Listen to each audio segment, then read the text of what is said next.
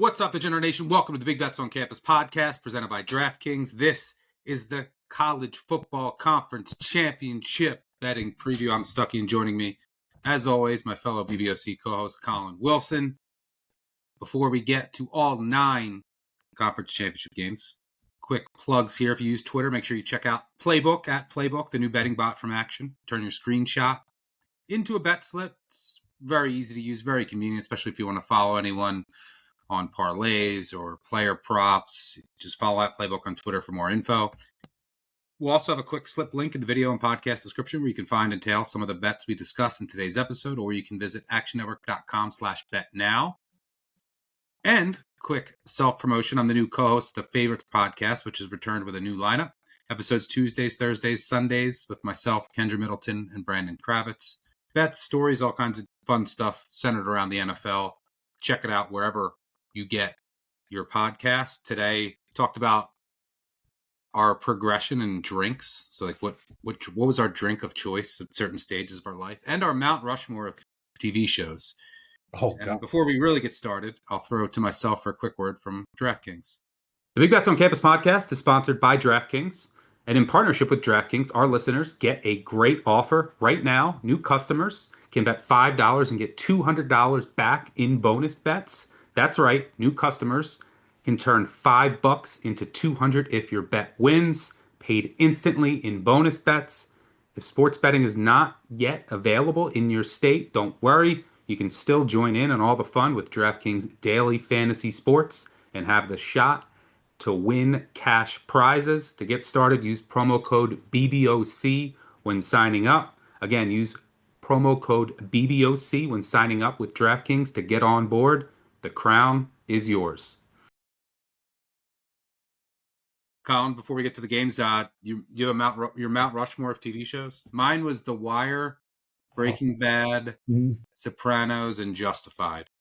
I knew you were going to have The Wire in there because when you I'm and wearing I a Wire shirt actually right now. Oh, yeah. Because when you and I first met, oh, God, I think I was a baby. I definitely didn't have this much gray. You were watching The Wire, and Breaking Bad was there. Game of Thrones was there at the top. But then Game of Thrones severely fell off because the books ended. I had Lost kind of up there, but let me reinforce what it is now. Andor is the greatest thing I've ever seen. It is the greatest. I don't care if you like Star Wars or if you don't. There has never been anything better that I've seen with my eyes than Andor, especially with Luthen's entire explanation about what he sacrificed for the rebellion to have birth. I'm sorry if you're a fan of this out there. If you're into Star Wars, you're going to say Colin's exactly right. If you're not a fan of this and you have some time over Christmas, check out Andor. It's unbelievable how it fits into the Star Wars universe. Yeah, I never got into. I'm not a sci-fi, Star Wars, Star Trek, all that kind of guy. So I don't know if that's not up my alley. My wife would love it. But drink a choice, right? I mean, you and I are the same, right? Tito's, except I go with like a Diet 7. I think are you a club soda? Like, yeah, I mean, Tito's, double Tito's soda lime. Yeah. Now I wasn't Red Bull, yellow Red Bull. Tito's was a Red Bull, regular Red Bull. Before that was gin and tonic. Yep. But first time we met in Vegas, you brought all your gin up to the room, or were we Bellagio or Cosmo? I can't remember, but you came in with like 3 sacks of gin. And like, we need Red Bulls. I was like, yes, we do. Yeah, I had a Hendrix Red Bull phase. Gin and Red Bull. It's not as bad as you might think. All right, let's get to the games. Got 9 to get to. If you haven't checked out the Group of 5 guys, make sure you check that episode out. It's already out. They break down all of the Group of 5 conference championships. The 4 on Friday are played on campus. The 5 on Saturday are all neutral site games. Also, our last recap episode of the year is on Sunday, 959 Bad Beat. Last time to use the voicemail. We will record at noon on Sunday, live reaction to the college football playoff bracket reveal. There's a lot that can still happen. Number 1, if Duke loses, Okay. does that open the door for JMU? Or do they say, oh, well, now Duke has another good win. We're going to put Duke in over JMU. Stop. The winner of North Texas, Tulane, we know is getting in. If BYU wins, they're in. Mm-hmm. Does Notre Dame get booted? If BYU loses, and Miami's next to Notre Dame, and say Duke wins, does the committee say, hey, we'll do you a favor and put Miami in to the ACC? We know there's politics. And then you have how everything's going to break with seeding. There's a chance that getting the 3 seed is better than the 1 seed. I mean, if the went with the bracket last week, that would have been the case because you get Ole Miss without a coach or the Group of 5 playoff, and you don't have to play a Notre Dame and Alabama as the 1 or the 2. Lots and lots to get to. What do you think ends up happening? So do you think if Duke wins, they're 100% out?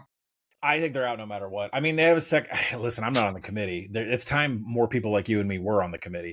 Duke has a second order win total of 5.8. Okay. This isn't supposed to even be a bowl team by second order win total. Okay. The ACC is a farce. Everybody is winning games and less than 50% post-game win expectancy. Like the entire conference can't get out of its own way. You can't even amend the rules to where you just take the highest ranked college football playoff teams and put them in your conference championship like the American does, like other conferences do. You can't even figure that out to solve this by getting Miami in and compete to be in the championship, compete to be in the playoff. What do I think is going to happen? We'll talk about this game, but I think there's going to be shadiness SEC reffing to make sure Alabama doesn't lose. They don't want Alabama to get popped out. It was funny that they slid behind Notre Dame, but yes, I think it's coming. What's Notre Talk Dame? about shady. It's the ACC refs. You don't think they're going to be biased to Virginia? Yeah, completely. But what do you think? Like, is Alabama got slipped above Notre Dame? They took Notre Dame back for no reason. They should have said, well, they didn't cover Stanford. You gave up 20 to. I don't know why the committee didn't just come out and say that. I don't know why we don't have smarter people up there that can get out there and actually use words as far as game script, box scores, analytics to say, this is why I took Notre Dame out. They didn't cover against Stanford. They've been beating a bunch of cupcakes since their first 2 games of the season. Like this whole, like, we don't consider the head-to-heads until they're next to each other in the ring. It's one of the most poorly said things. And it's They make it up. It's different every week. And Alabama got outplayed by Auburn at a 45% post-game win expectancy. Yes. They just make it up as they go. They'd be better off just not releasing any rankings until the final one. To be honest, 2 G5 teams in, and listen, I don't think it would ruin the bracket. If Miami and Texas are out, I don't think Texas should be in. But if Miami and Texas are out and 2 G5s are in, or Duke, which in my opinion, I tweeted this out, like Duke would be an underdog from like 1 to 8 points versus all these G5 contenders. North Texas, Duke would be an underdog versus 7 other ACC teams. JMU would destroy them. Chesney would destroy them. I have JMU as a small favorite over Duke. Yeah. So very interesting. If you're a Notre Dame fan, you also want to root for Boise State because you played Boise. So maybe it matters. It's a small data point, but you could be like, hey, one of our wins over the Mountain West champ. Maybe the committee says that, but we will react live to the playoff bracket reveal. Listen to your voicemails one last time, 959-BAD-B, recap the weekend. And then we will get bowls. We already have some. Cal, Hawaii in the Hawaii Bowl. Missouri State, Arkansas State in the Xbox Bowl, a new bowl. That's going to be one of the worst bowls. I assume Arkansas State will win by 1, like they do every game they win. There's an I already started my bowl confidence preview. There's an Xbox Bowl. It's a new bowl, yeah. Oh man, it replaced the Bahamas Bowl. Oh, see, I thought it was Bahamas Bowl. Okay, so Bahamas Bowl is gone. It's Xbox Bowl. It's the Xbox Bowl in Frisco, Texas, and it's between Missouri State and Arkansas State. I think we're getting Texas, Michigan. It looks like. I will have my opt-out tracker and transfer portal tracker. It's a lot of work. Make sure you check it out on actionnetwork.com, Action Network app. And then we will have our bowl previews. We will have you covered for every single bowl game. We'll probably have like 7 or 8 previews, including previews for the college football semifinals, quarterfinals, national championship, and cover every single bowl game. So make sure you have those notifications on and you are tuned in. We will have you covered. One of my favorite times of the year. All right, let's get to all 9 conference championship games. We'll go in chronological order. We'll start on Friday night. Kennesaw State, Jacksonville State. Conference USA Championship. Kennesaw State's a 2.5-point favorite. Total 60.5, depending on where you look. 60.5 at DraftKings. Interesting note here. We have a bunch of rematches, and historically, if you look at rematches in conference championships, that happened in the regular season, the teams that are out for revenge have gone 29 and 29 against the spread. So there's really no angle there. But 39 of the 58 teams out for revenge, about 67%, did improve their scoring margin from the first loss by about 9 points per game. So I do think that the team that lost is probably more likely to make adjustments in the second matchup. But I don't, I think the market, by now, you're not going to find huge edges. I mean, this is a conference matchup on conference championship weekend. We have a full body of work for all these teams. There are some interesting line adjustments, though. This one isn't that egregious. Kennesaw State was a 3.5 point favorite at Jacksonville State earlier this season. They lost by 9, but I'd argue they probably should have won the game. They were done in by turnovers in that game. They did whatever they wanted on offense. In the game, Kennesaw State outgained Jacksonville State 579 to 451.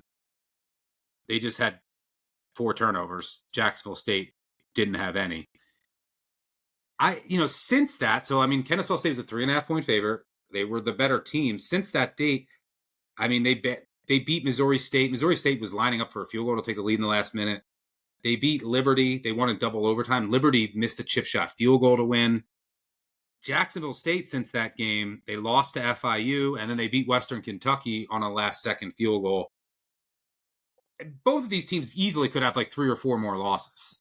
The Conference USA has been a mess this year. I mean, Jacksonville State beat UTEP by 3. They beat Middle Tennessee by 3. Sam Houston, they beat by 2 on a walk-off field goal. I assume both teams will have lots of success moving the ball. The argument for Jacksonville State, you got Cam Cook, the best player in the conference this year, running back, TCU transfer, running home dog. And you've been at home the past few weeks. Kennesaw State has been all over the place. I mean, they were at New Mexico State, then at Jacksonville State, home for Missouri State, then at Liberty, now at Jacksonville State, 4th road game in 5 games. Does that take a toll? I'm close to market here. I'm at 3. So, like, technically I might play Kennesaw State at 2, but it's not a huge edge. This game should be back and forth. What are you seeing here in the Conference USA Championship? If you want to go head-to-head with you, I would. I mean, I've been waiting for Jacksonville State +3. I like Jacksonville State. I make them -1.5. I mean, what were we arguing about here? Like a point or 2 power rating difference, but I make them. Yeah, I mean, I don't know if I'd play it at 2.5. At 3, I wouldn't argue with you for taking a 3. So no need to go head-to-head. Well, I think from an injury perspective, there's not a lot this weekend with these 9 games, but in this one specifically, right tackle Reggie Jackson is questionable for the Jacksonville State offensive line. Behind him, Katie Small, I think his name. He's been out for a while, but Reggie Jackson didn't play in Week 14. He is questionable, might play. We'll see if that stunts the Jacksonville State rush offense. And I think, you have to look at how these teams kind of ended the season. They have similar data points, and they played against each other.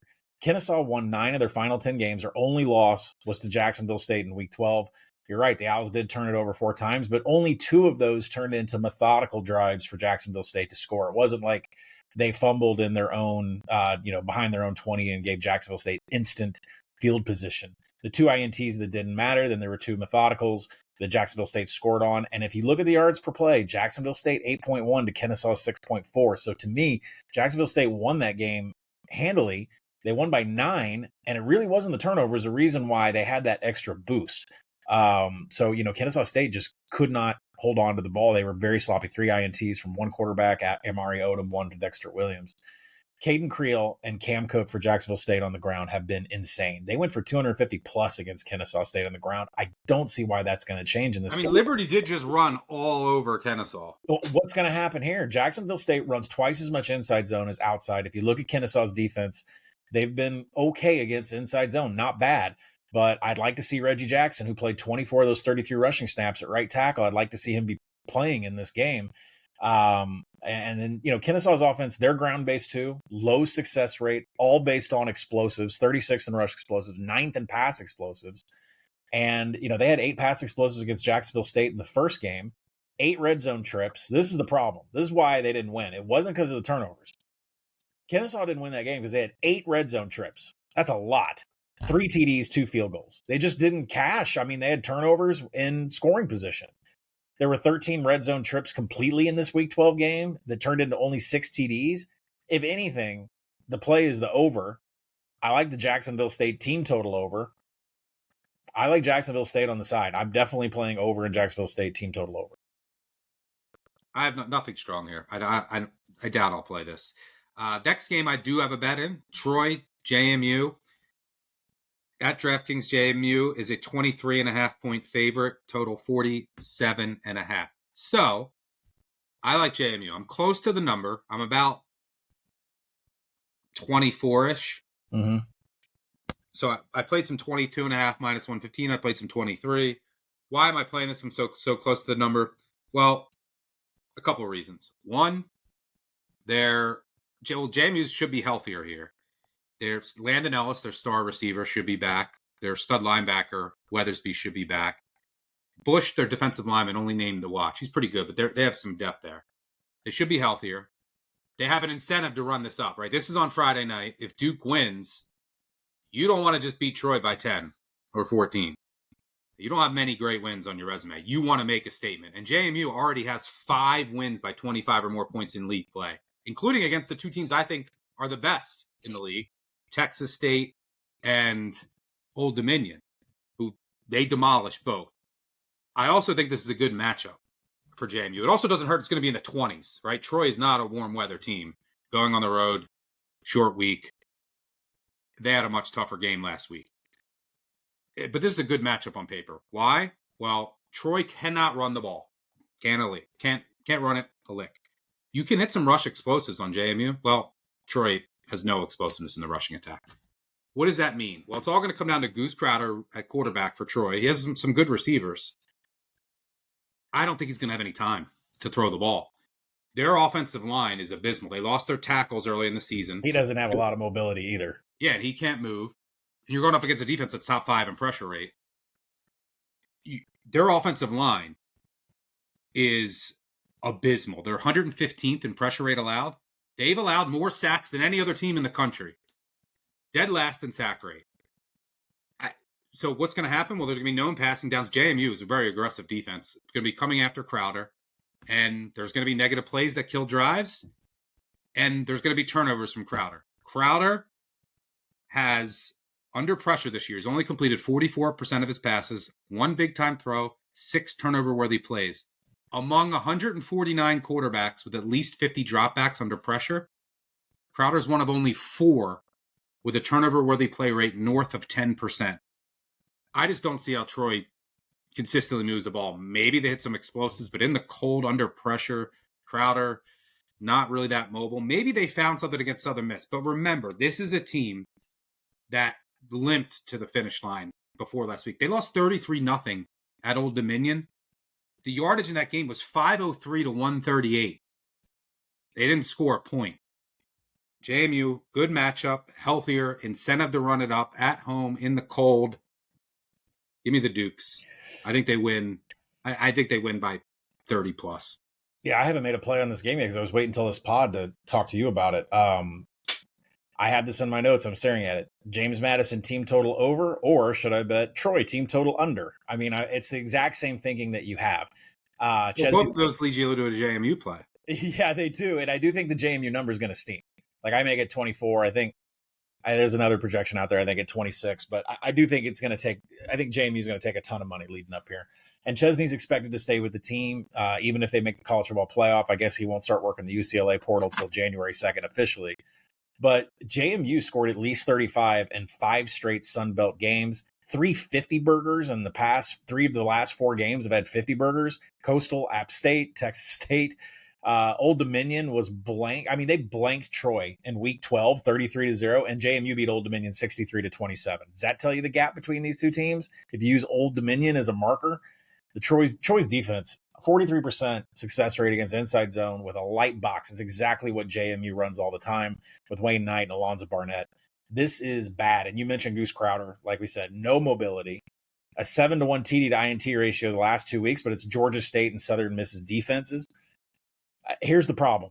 Troy can't run the ball at all. Some of the worst rushing metrics you will see of any team this weekend. And when they try to throw, James Madison is third in the nation in creating contested catches. And Troy can't pass protect against a team that can get after the quarterback. I'm standing at the buffet of James Madison. Am I going team total over, Troy team total under, or the side? I'm going to put it in the app now and I'm going to bet it.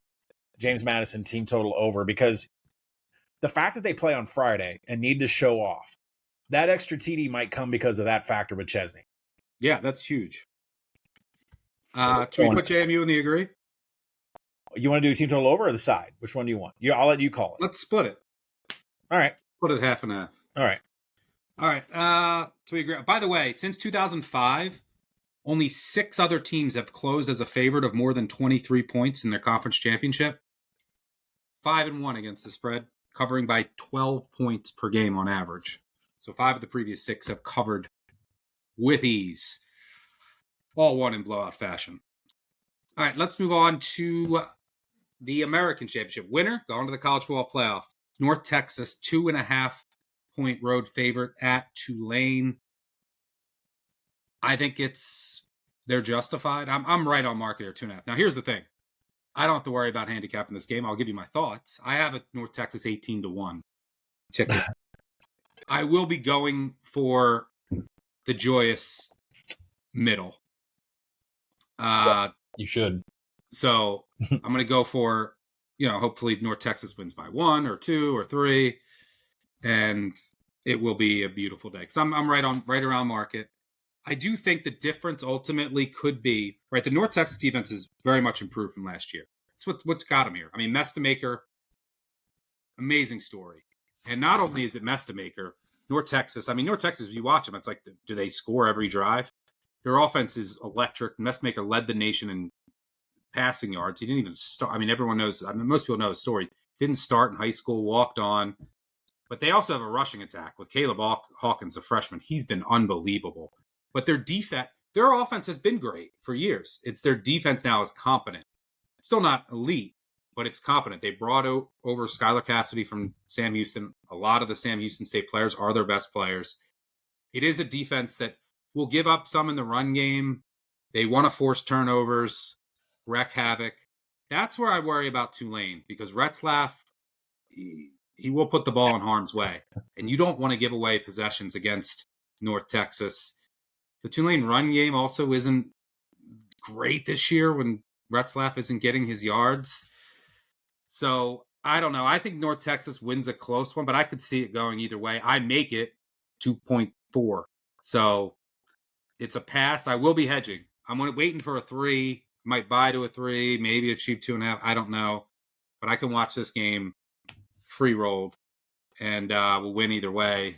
Hopefully some of you followed on North Texas. That's a good feeling. I mean, to have an 18-1 a pocket and the team that you have is favored, it's a really good feeling. Now, I had that in the MAC though. When Kent State lost to when Northern Illinois, that luck box year, that was miserable. But you like Tulane here? I do like Tulane. I think I can't really put down the North Texas offense at all. I mean, you can't say anything, and you can't say that they're not going to have their way. Other than the fact there's a couple of things that, I kind of noticed, like Bryce Bohannon is questionable, 2.2 yards per route run from the slot. That's big for the offense. They can work without him, though. But the defensive line, like, there are backups that have injuries. Bryceon Hayes, Sadiq Clements, questionable. It's just a thinner defensive line, and I don't think that's good against Tulane whatsoever. The North Texas defensive line has just been shredded all season. I mean, they're 111th in defensive rushing success rate, 124th in line yards. It's not going to work against Tulane. Retzlaff has as many rushing TDs as he does passing TDs. 14 on the season, 7 explosives. He has just been insane on the ground with Javon Gordon. And the Tulane ground game, I think, is the difference. So there is a common opponent between these two teams, and 2 of them in the last few weeks. So Charlotte, both these teams played Charlotte. In Week 10, North Texas faced them. They allowed 6.3 yards per play to Charlotte. That's a lot. Tulane only allowed 2.9 last week, in Week 14, to Charlotte. That's a huge discrepancy. You look at Temple, these two teams just played them the last 2 weeks. North Texas allowed 4.5 yards per play. Tulane, 3.6. You take the common data points in Charlotte and Temple, you dump out the yards per play, and Tulane should be favored here. Defensively, offensively, I don't see North Texas stopping anything Tulane's going to do on the ground. Summerall, there's a big difference between Eric Morris and Summerall here, and I don't know if it's going to play into this game, but Eric Morris And now it says Oklahoma State, new coach. He's taking on some of the media stuff. He's taking on questions. He's saying, I'm concentrated on North Texas in this game. And then when asked, like, if there's a difference between him and Summerall, how Summerall's handled, like, Summerall basically said, don't even talk to me about Florida until after this American championship game. Like, I don't want to be acknowledged. I don't want to be introduced. I don't want anything to do with it because I want to win the American. So there's been two different methodologies here. I don't know if that affects the game, but what I do know is that the common data points for Charlotte and Temple in recent weeks say that Tulane is going to dominate in this game. I mean, are they stopping North Texas? Who's stopping North Texas? The North Texas offense.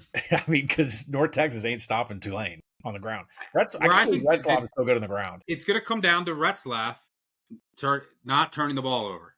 What does he have? 18 turnover-worthy plays this year? I think I saw. He can't turn the ball over because if he coughs it up a couple times, North Texas is going to score, and then you're in trouble. That's what the North Texas defense is built on. It's built on taking the ball away. That's the key, I think, to Tulane. Because Tulane will be able to move it. Retzlaff cannot turn the ball over. I think this will be a good game. I mean, amazing game. I mean, like this is a playoff game. When did Retzlaff get these legs, by the way? I mean, because all he did was chuck bombs at BYU last year. I'm so happy he transferred and we got Bear Bachmeier, but that's another game. By the way, the North Texas quarterback last year and the Tulane quarterback last year are playing in the ACC championship. Yep. Mensah and Morris. And now you have Tulane and North Texas with new quarterbacks playing for a college football playoff spot. Well, guess what? Half the AAC coaches are now in the SEC. So fair enough. All right, let's Ryan Silverfield. Oof. Stop. I don't want to. We're all excited is what I hear. He was passing out chicken last night at the basketball game against Louisville. It helped, I guess. Good win for Arkansas. All right, final game on Friday night. Boo. UNLV, Boise State. Boo. The market's just on fire for Boise as we're recording this. Boise out to a 5.5 point favor. Total 58-ish. Who wants this game? I'd do New Mexico Nobody. State again. For what it's worth, Boise State has dominated this series, going for its fifth. They won 11 straight in this series. The last time UNLV beat Boise State was back in the 70s. They're going for their fifth straight win over the past 3 years, including 3 straight in the conference championship. It was a down year for Boise. UNLV should have had a couple more losses, but they are playing their best ball of the year. Their offense is rolling. The big uncertainty here. I saw that you make this closer to pick. If at full strength, I'm at like 7. So I actually would lean Boise, but I'm projecting like with a fully healthy Maddox Matson. Remember, these teams met earlier this year on the Smurf turf, and Boise won by 26. They were 13.5 point favorites. Well, now this thing was down to 3.5. I mean, the 10-point adjustment. Now UNLV has been playing much better. It shouldn't be that high, but I am still closer, around 6.5, 7. Matson's going to be back. I just don't know. Is there rust? Is he fully healthy for sure? Like 100%? I don't know. Well, that's the whole thing is no power. So you power rate this closer to 7. Like, I think this number's taking off because of his status. Yes. But that's if like Matson was fully healthy and I knew it and there was no rust. And now UNLV's playing a lot better. I mean, they closed the season really strong. They dominated Hawaii, dominated Nevada. Yep. The offense is rolling. The running game is rolling. I think the key for Boise is Marshall, their wide receiver, who circuitous pass to Boise State. He was at Texas A&M, then went JUCO. Really talented kid. He had 100 yards and a touchdown versus UNLV in the first meeting, but then he will disappear for games. So I think he's one of the X factors for Boise State. I think both offenses should have success. I think both offenses have major advantages here. But I just don't know on Matson, so I can't really bet this game with any sense of confidence. But you're back in the Rebs? Well, no, it's not that I'm back in the Rebs. It's that I have a preseason Boise State to win the Mountain West, so I went in and put a couple units on UNLV at plus 3.5. Now, I do make the game closer to pick, but I completely understand the steam because while these two teams have similar data points, I mean, look at Utah State in the last couple of weeks. Like, both of them, like, barely won the game. Both of them had extremely similar yards per play, 5.9 for UNLV, 6.1 for Boise. If you do the common opponents thing, this power rating should be pretty close to even on each other. I think the problem is that for some reason Boise dominates this series. This is the same issue I had last year. Like, I really thought Barry Odom and UNLV had the defense and the go-go offense that could challenge us, and they got blown out of the water. Yeah. And then look at their game this year. Boise 9.8 yards per play against UNLV's D to UNLV 6.8. I mean, Boise do whatever it wanted. The UNLV D is so easy to attack on the ground. They're outside the top 100. Every rush metric you can try to find, 132nd allowing rush explosives. Boise's just going to take advantage of that all day. Dylan Riley is a machine. I mean, 21 rushing attempts that have gone over 10 yards this season. That's going to happen probably in every rushing attempt here. He's had a TD in 5 of the last 6 games. I mean, anytime TD for Dylan Riley, probably I'd even take 2+ TDs. And Boise's got a top 5 defense against the pass, and that's going to be a problem for Calandria. I don't know. I think UNLV is going to have more stops on their offense than what Boise's going to have because UNLV's defense is so bad. But this number just keeps getting slammed. I don't know where it's going to stop, and I don't know if I can advise people to come back and take UNLV because Boise owns this series. Yeah, if I knew Madsen was 100% ready to go, fully healthy, I would play Boise at 4.5. But I just can't with any sense of confidence. I'm just mad that this is the game. I really wanted New Mexico or San Diego State, or that's a shame. Yeah. By the way, the total's getting hammered down, which I don't know. I make it 58. I don't know who's banging this down to 57. I think we were sitting at 59 down to 58. I project 58 too. Yeah, I don't know if that's being shaped for a comeback. Who's taking an under and feeling comfortable in this game? You also have the weather is. I don't think it's going to be like the biggest weather is in JMU. You could get a wintry mix, which I think all favors JMU, but it's going to be. You might get some rain, and it's going to be in the 30s. That also probably does favor Boise. I mean, UNLV is a dome team, but they did go up to Wyoming in a hailstorm, and get a win. So, I mean, they've got 2 block punts for touchdowns. I'm still not over that. They were cold in Reno last week. They had no problems. That's fair. All right, so let's move on to Saturday. Let's start with the MAC. I have a play here. I like the under. 43.5 at DraftKings right now. Here's the thing. I played the under in the first meeting. I played under 42.5. Closed 40.5. I made it under 40. It went over by the hook of the number that I had. It took a 51-yard field goal after a 5-yard touchdown drive in the final minute. It also took Western Michigan had a 80-yard kick return that set up a 20-yard touchdown at the end of the first half. Otherwise, it's 9-7 at the half.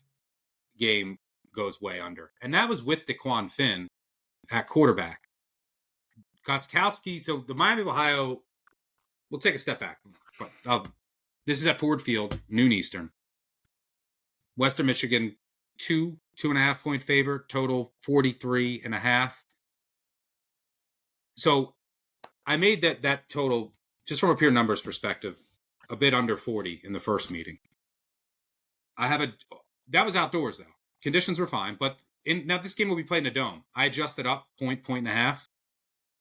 And Daquan Finn's no longer the quarterback. He left the program. Then they went to Henry Hessen.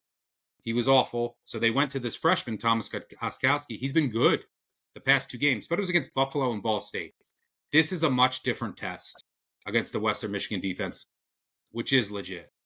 And the running game isn't going to be as good. The elusiveness that Finn has isn't going to be there against a really good pass rush that Western Michigan has. So the offense, I have to downgrade them. Maybe Gostkowski be the next Big Ben. I don't know. But he's still a freshman going up against a really good D. So I'm at like 41.5 here in the total. I'm fine playing under 43.5, even indoors. MAC unders, by the way, they've all been indoors. 13-7 to the under. 6 straight have gone under. Miami of Ohio, methodical, slow. Western Michigan is basically a service academy. They're a MAC service academy. They just want to run the ball to Buckley. They run it with their quarterback. Their quarterback, Brock Lowry, is their leading rusher. He has the most rush attempts, the most rushing yards. They can't really throw the ball. Miami of Ohio generally doesn't give up anything explosive. They make you work down the field. Western Michigan wants to have like 7-8 minute drives. Miami of Ohio wants to run the ball. Their offensive line isn't great. They have a really good right tackle. Their left tackle can't pass protect. That's not good against Tucker, who has 55 pressures. Miami of Ohio also, they shut down the Western Michigan rushing attack in the first meeting. And they have a guy, Adam Trick, who has even more pressures than Tucker. He has like 63 pressures on the year. They can get after the quarterback. So I think there's going to be a lot of negative plays on known passing downs that'll kill drives. Miami of Ohio does have a big special teams advantage. Chuck Martin in these high leverage games always plays special teams, will play field position, play it conservatively. I think this will be a slow paced grinder type game. Maybe the freshman from Miami of Ohio, they will take shots. Like they play conservative run, and they will take shots. His ADOT is like 15 in his 2 starts. So maybe they hit a couple of those because their receivers are Cole Weaver's come on. Cam Perry's a walking explosive. But I think both defensive lines will have big advantages here.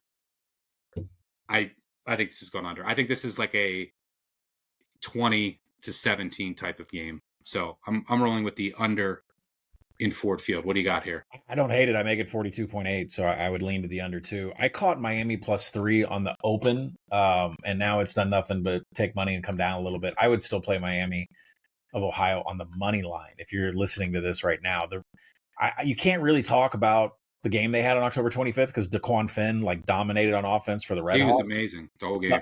What you can mention is that Western Michigan only had a single red zone trip that entire game, and that's applicable here against this Miami defense. They got to go up again. Henry Hessen was replaced by Thomas Gotkowski in Week 13. He beat Buffalo, a 21-point win over Ball State. Gotkowski, not to be mixed up with the kicker Gotkowski. 7 big-time throws, 1 turnover-worthy play. Western Michigan is 84th in coverage grading. I think Gotkowski is going to have some success here throwing against Western Michigan on the back end of their defense. Western Michigan really... Can he have time? That's the biggest question. Yeah. Western Michigan specializes in stopping the run. So I don't think the Red Hawks are going to have a lot of success on the ground. But Gotkowski has ran with Jordan Brunson, who has 14 TDs on the season. They look capable. Not DeQuan Finish as great as that ground game, but it looks capable.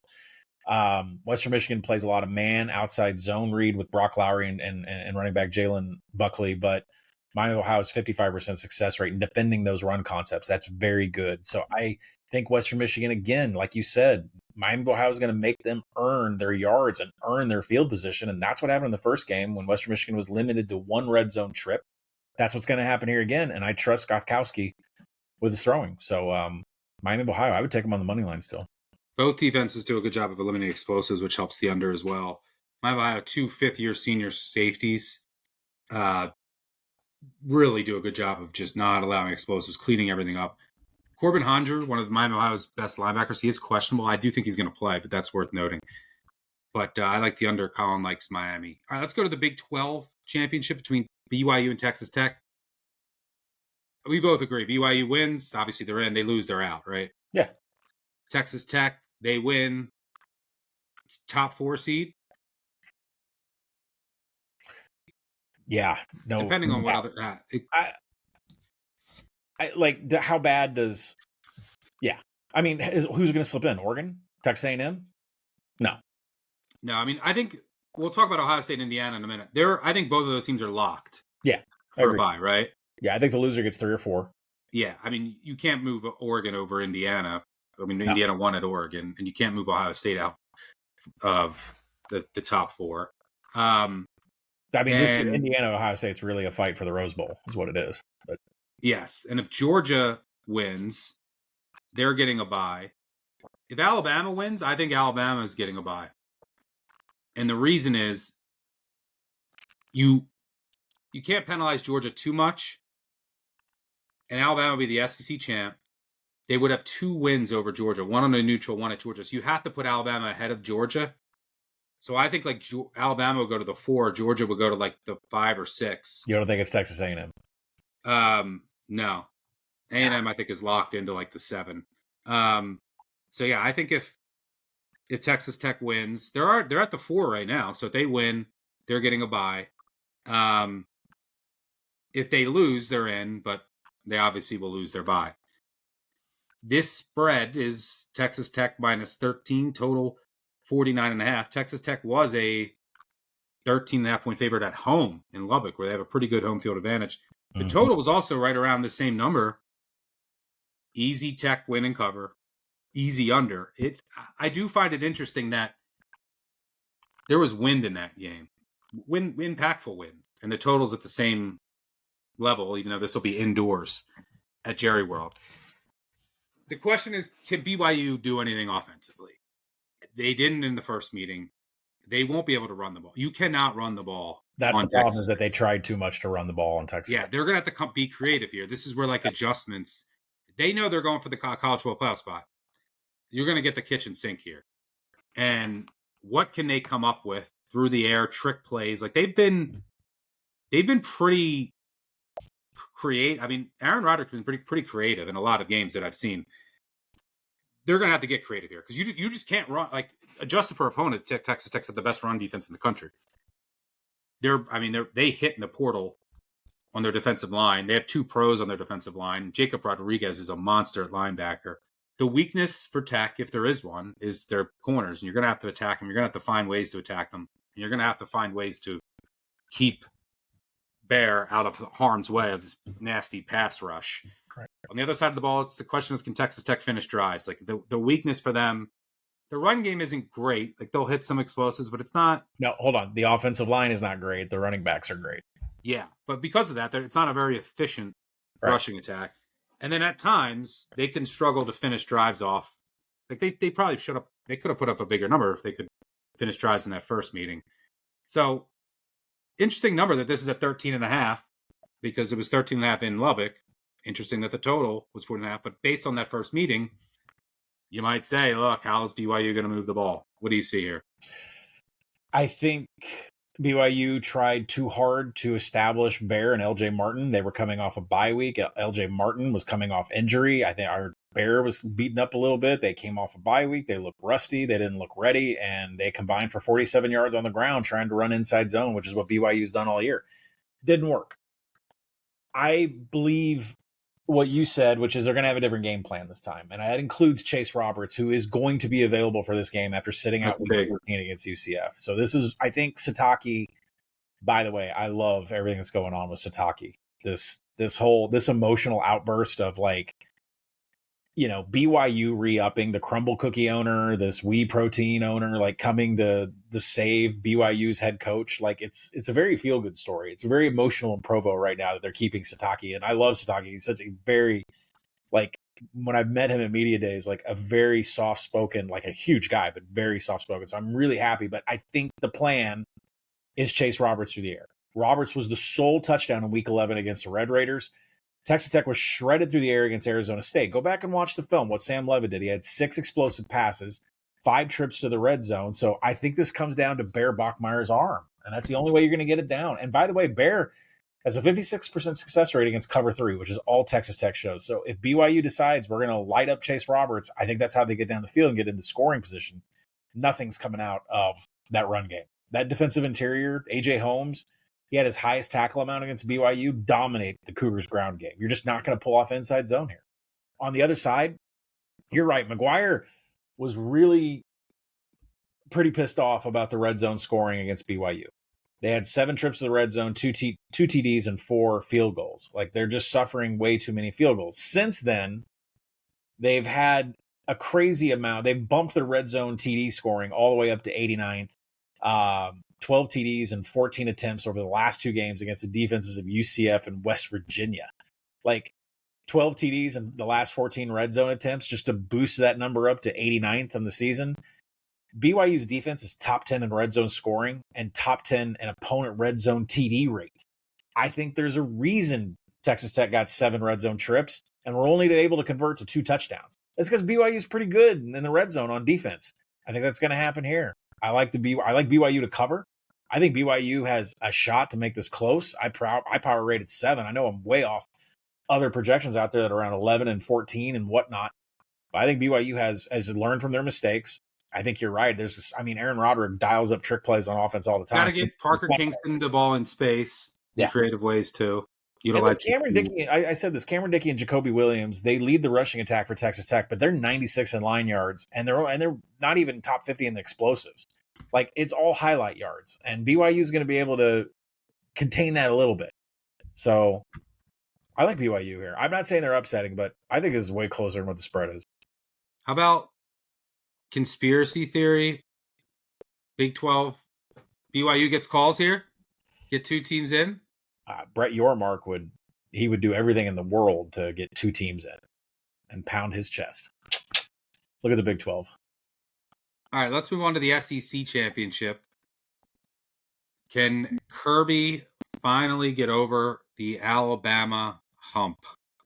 It has been a problem. I mean, Kirby against ranked teams, he's 36-22 against the spread, 62%.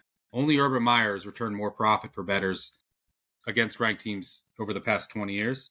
However, he's just 3-5 against the spread and 1-7 straight up against Alabama. Al DeBoer, he's been amazing also against ranked teams. 16-5-2 against the spread, covering by about 6 points per game, 76%. So in the first meeting, I went back and watched it today. Georgia should have won. I think they were the better team, but Alabama jumped on them early, then didn't score in the second half. Yep. Georgia would have averaged 8 yards per play and won the game if Taylor didn't drop a wide open bomb in that game. Georgia also blew a block, didn't get a 4th and 1 late, didn't kick the field goal to tie it. By the way, speaking of field goals, Georgia will have a substantial special teams advantage in this game. One of the best punters, one of the best kickers. Alabama's had some issues on special teams, so maybe that's the difference. There's also some injuries worth noting. Jam Miller doesn't look like he's going to play. Your boy Cuevas, who's very important at tight end. Yep. LT Overton is out. And I'm just not sure that Ty Simpson's fully healthy. Oh, well, I mean, his on-target rate is dipping week by week by week. And look at his turnover-worthy play rate. They've been working on since the South Carolina game. They're always working on his back. I'm just not sure his back is healthy. I'm not sure he's healthy, and it's impacting their offense. Ryan Williams is also a ghost now. I think he's lost his confidence. They also play him in the slot too often. Yep. They did this. Grubb did this with JSN. Not to talk about the NFL too much, but JSN was in the slot all of last year. This year, Seattle moved him outside, and he's turned into like the best receiver in the NFL. Ryan Williams last year was in the slot like 15% of the time. This year, it's like 50%. Yeah, he's also lost his confidence. Well, we know he's banged up, and that makes you scared to go over the middle, right? What was that, a hip injury? That's bad for a slot. Yep, and I think he's better off outside. But so Bama's banged up here. They were in a very physical game last week against Auburn, and they got outplayed in that game. But yeah, we're pretty fortunate with turnovers, 4th downs, but here's what's so I now the number you're not stealing with Georgia. I mean, Georgia was a 2.5-point favorite at home. They're now a 2.5-point favorite in Atlanta. Now, there's probably gonna be more Georgia fans. It is in Atlanta. They did just play in the stadium last week, so there are some advantages. Some inherent advantage. It's not, it's not like they're playing in Athens, though. But I do think Georgia wins this game. However, here are some of my thoughts. One, what the fuck happened to the Georgia offense last week? I get Drew Bobo went out, their starting center, and they couldn't run the ball after that, which is concerning. They're going to be working on different potential center options this week. They're working on a couple different ones. We'll see how that plays out. Bobo in the first meeting controlled Tim Keenan throughout, and Georgia did whatever it wanted on the ground. And you can run on Alabama. Alabama, by the way, is not going to be able to run the ball at all on Georgia. Right. Two opposite offensive plans happening here. Yeah, so if Simpson's not healthy, you don't have Cuevas, Brian Williams is a ghost. I'm not sure that Alabama can consistently move it through the air. Georgia does a good job of limiting explosives. Now, where you can attack Georgia is like through the intermediary range, their linebackers, their safety, their zone coverages. That's why Alabama they were dominant on 3rd downs. That's where they attacked the first meeting. I expect them to attack there again this meeting. But is Bobo that important? But also, why couldn't Georgia throw the ball on Georgia Tech? It was really weird. I went back, watched some of that game, and there was no one open a lot. It was very weird because the Georgia offense was trending up, and that was on a fast track. That game has my head in a pickle. I really don't know what to make of it. But what I do know, based on history, how this game's going to play out, we alluded to this on our recap episode. If you go back over the past 2 seasons and you look at Georgia against the mid to top of the SEC, they've gone 10-3 with a plus 86 point differential in 13 games. We remove Mississippi State and Kentucky. In those games, they went 3-10 in the first quarter with a minus 60 point differential. In the first half, 3-8-2 with a minus 26 point differential. So basically, in those 13 games against quality SEC opponents, they're 10-3, but they only led it after the first quarter 3 times. They only led it the half 3 times. They were down by an average of 5 points at the end of the first quarter, 2 points at the end of the first half, and they won those games by an average of 9 points. They basically outscored all those teams that they were down by 60 points in the first quarter by over 110 points in the second half. Alabama. Why is that? Because Kirby Smart's the best in-game adjuster in the sport. Alabama, on the other side, take their games against SEC quality competition over the past 2 years. They played 16 teams. 10-4-2 in the first quarter, up by 50 points. So on average, they're up. We're comparing apples to apples here. They're up by about a field goal per game on average. At the end of the first half, 12-3-1. They've led in 12 times in those 16 games by 117 points. They're up by about 7.5 points per game on average into the first half. What were the record in those games? 12-4.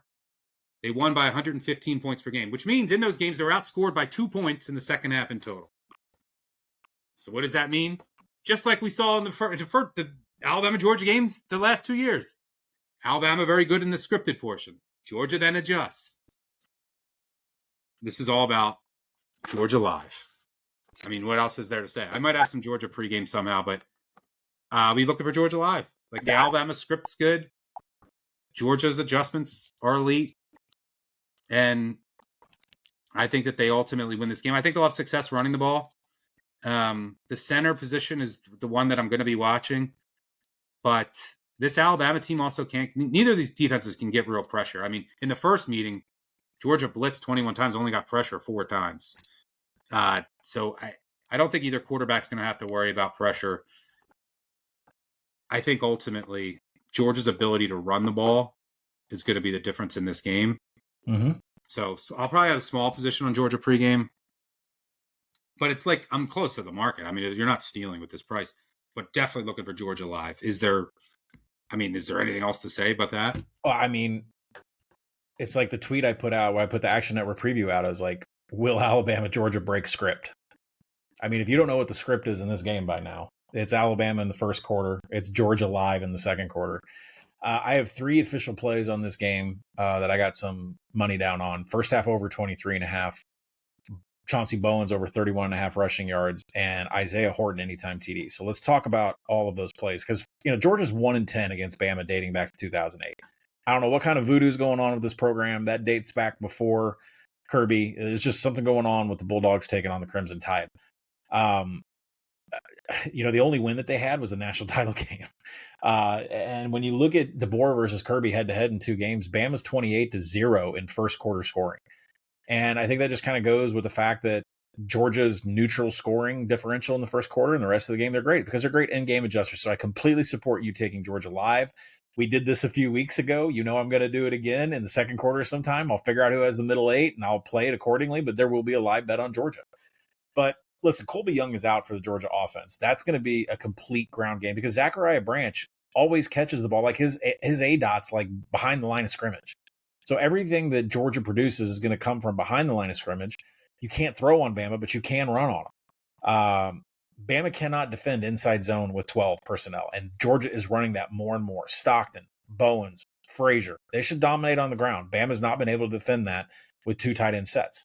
Don't fumble Frazier. Frazier also fumbled inside the zone 20, was led to points for Bama in the first meeting, too. That's why I have Bowens over 31.5 rushing yards. By the way, Kirby said that he is going to be available to play, that he was dressed last week, could have played against Georgia Tech. He didn't. He's going to play in this game. He had over 100 yards against Bama in the initial game, and now his rushing total is 31.5. I think that's predicated on the fact that odds makers might think he's still injured.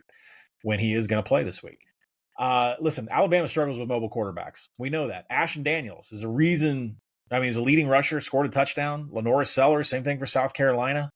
Well, now we got Gunnar Stockton. And I don't know why, for the world of me, Stockton only had 3 designed runs in their first game. That was his lowest rushing attempts from a designed run attempt perspective for Georgia the entire season. Were they purposely holding that back? Which is dumb because that's what you want to attack Bama. Right. I don't know why Georgia held that back with Stockton. And so we'll see if that changes. But I like Bowens. On the other side, it's like you mentioned that Ryan Williams is a ghost. You can't really knock what Isaiah Horton's doing with Ty Simpson, right? 3 touchdowns last week in the Iron Bowl. But more importantly, Isaiah Horton had a touchdown against Georgia in their game earlier this season. And, Williams and Horton, they're ADOTs at 12. Bernard's is 4.4. I don't think Jeremy Bernard is going to get anything done here. And the reason is because Georgia is the number 1 tackling team in the nation per PFF, and they're top 20 in broken tackles allowed per Sports Info Solutions. And you're right. Now Georgia's having this red zone issue where they want to be better in the red zone. They played Mississippi State. Mississippi State had 3 red zone attempts and cashed on a TD every single time. The last few games, 1 red zone TD in the last 3 against Georgia Tech, Charlotte, and Texas. So I don't know if the Georgia defense is better in the red zone now. I expect them to be amped up here. But I think Isaiah Horton is the only option that Ty Simpson has because they're not. I mean, Jam Miller is questionable again. They're not running the ball. I don't think he's going to play. I don't think Wayroth is playing either. I feel like Horton is the only option here to score. And I feel like that's going to be the only target. And by the way, the corner, Horton absolutely abused Dalen Everett. Is that his name? Yeah, I mean, absolutely abused the corner for Georgia. And I figured that's what's going to happen here. So that's it. I'm curious to see what Georgia does with its cornerback rotations. I think that I personally think that their best, like Everett's going to get drafted and scouts love him, but he's struggled this year, and you can beat him on like those intermediate routes. You can beat him on those comeback routes. Simpson targeted him 4 times, and he allowed 4 catches and a lot of yards. I think he's best in the slot, and I think that they should put Robinson and Jones on the outside. Instead, they've been like rotating Robinson and Jones, but I've liked what I've seen from both of them. I think Everett, he's good in run defense, he'd be good in the slot. I'm curious to see if they switch that up. Don't sleep on the special teams. Georgia, huge advantage there.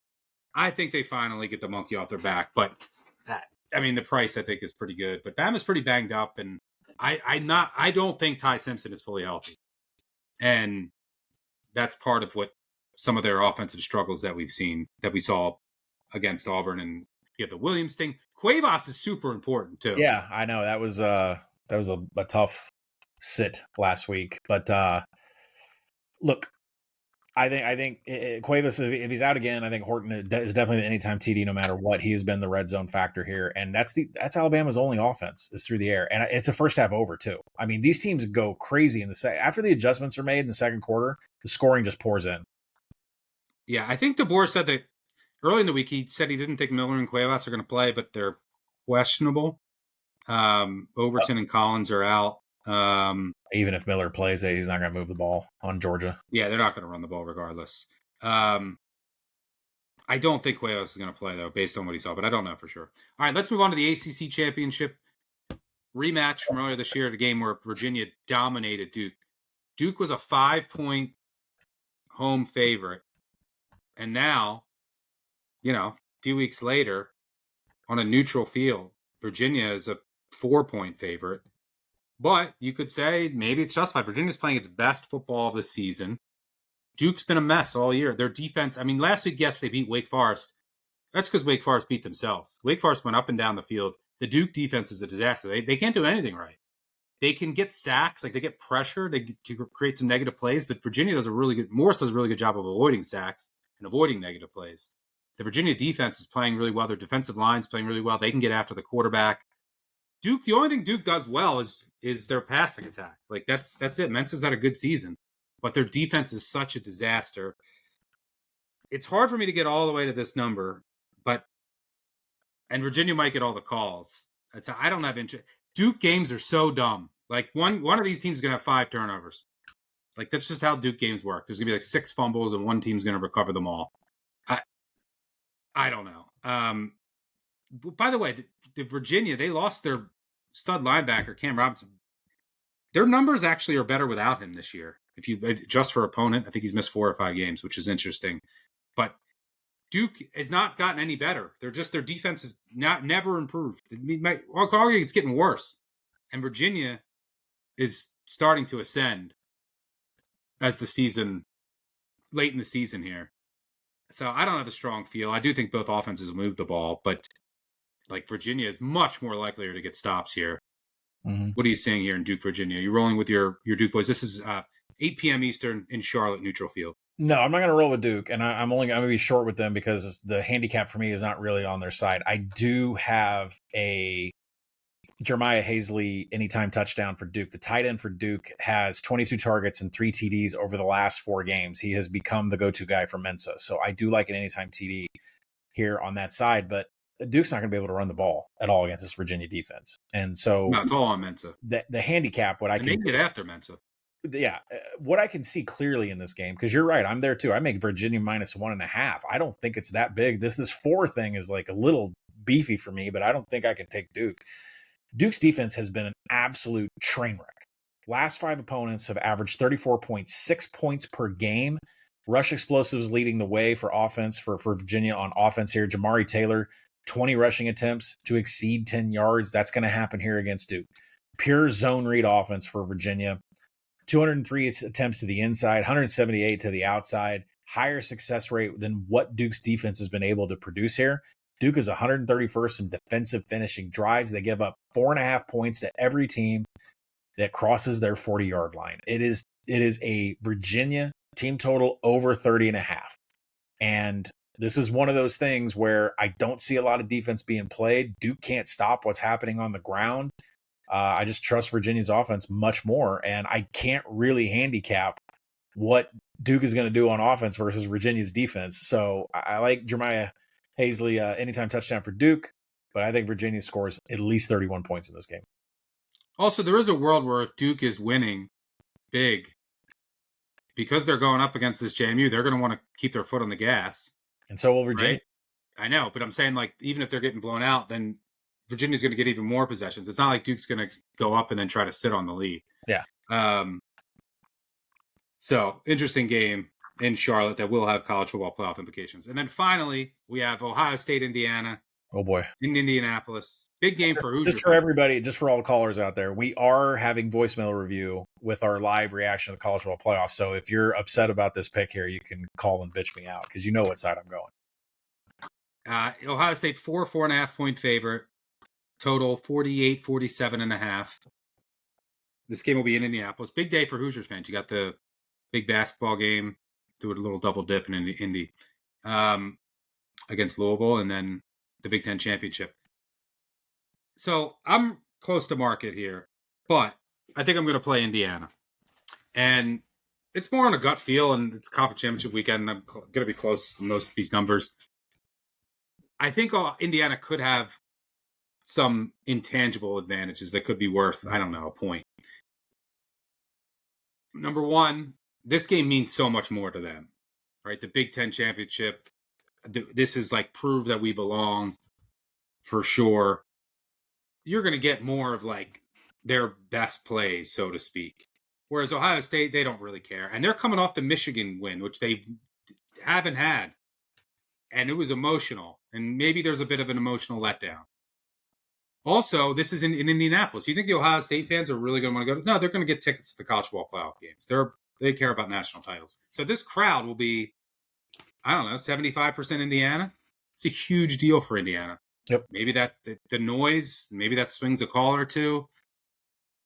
Also, Indiana has proven that they can at least, that they now can compete in the trenches. They showed that at Oregon.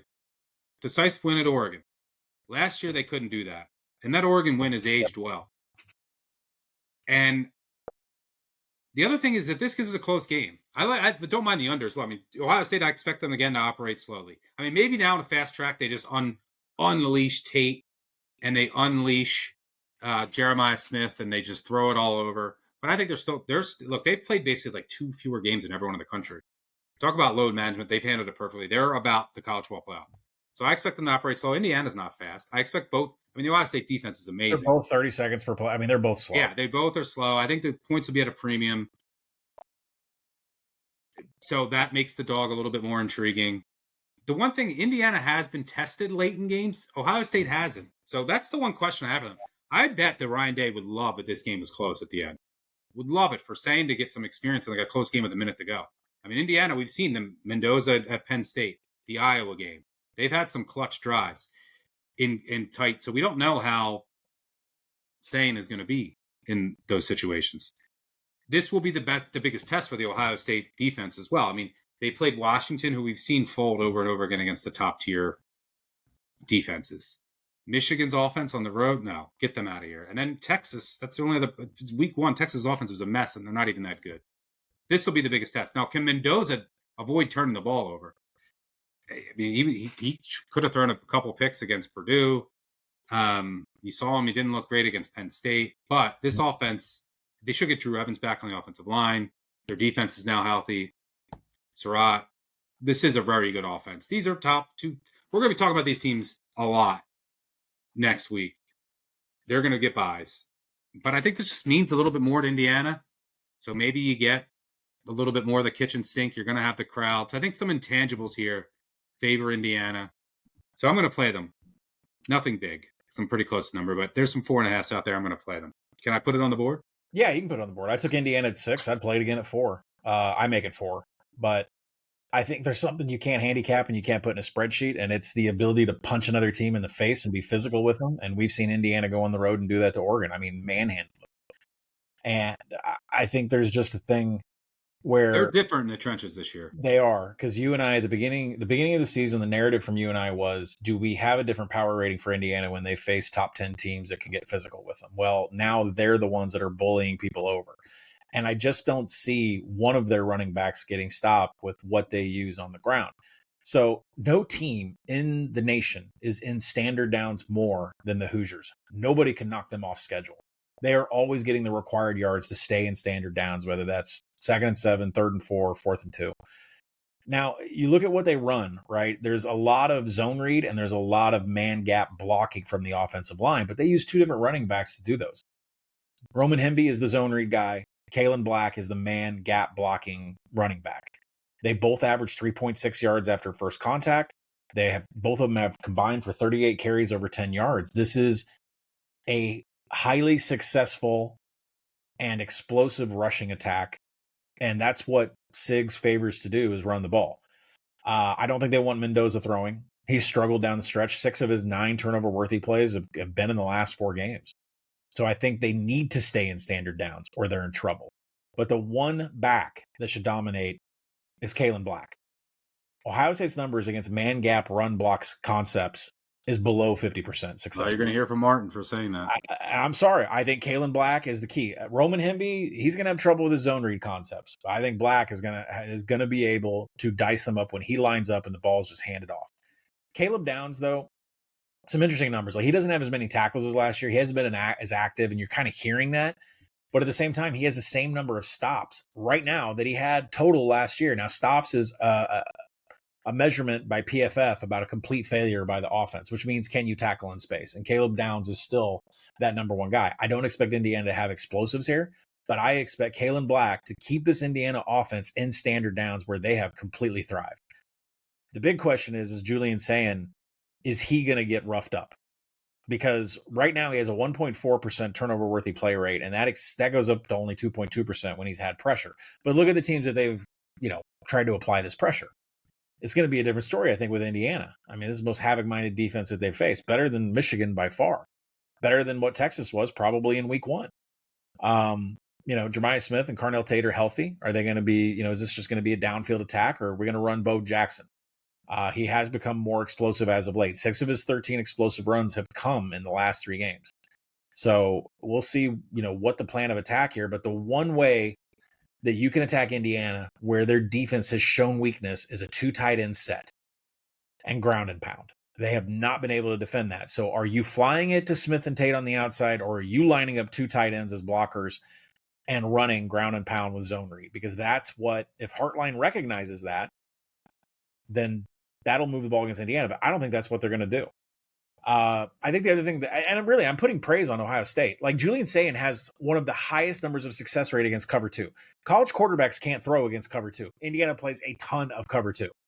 So I think really we're going to find out what Julian Sayin's all about. I don't think we've had a true game to see how good he actually is. He's the most accurate passer in the nation by on-target numbers. Mendoza's third. So, but look at the competition that they've faced. Look at the secondaries that they've gone up against. It's easy to pad your numbers. You want to give me the team that I think is more physical? That's Indiana. You want to give me the team that I think is going to have more methodical drives? That's Indiana. The team that I see in the success rate on the ground is going to have a better time? That's Indiana. So I'll take Indiana in the points. I wouldn't be shocked if they won. Ohio State, by the way, 14-1-1 against the spread since the loss to Michigan. Incredible. They are the best team in the country, but yeah, gut feel. I think there's some of the intangibles working in Indiana's favor. Ohio State's about winning national titles, not Big Ten championships. But these are two of the best, I think, 3 teams in the country. Ohio State clears, but I'm going to take the points here. It's on the agree board along with JMU, split with team total over. By the way, agrees 61, 44, and 1, 58.1%. That'll do it for all 9 conference tournament previews. We do have 2 final orders of business. We'll build our overdog parlay, our favorite. I'm going to roll with JMU. Good matchup. Incentive to run it up at home in weather, healthier. Favorite for you? You took the best overdog on the board, right? I know everybody sees the UNLV play on the app, but that was a hedge to the conference future that I have on Boise. If I did not have any of that going on, I would still lean Boise as a favorite. And then our underdog money line parlay. I'm going to roll. I'm going to roll with Indiana. Okay. Going with my gut here. Into the intangibles matter. Give me the Hoosiers. Get it done, and then Ohio State wins it all. Let's mix that with a color of green. I'm going to take a angry wave. Let's go with Tulane here. North Texas defense, a little shallow on the defensive line, and the numbers aren't that great. And Tulane has been insanely good on the ground over the past few games. I think Summerall gets it done here. The home running dog.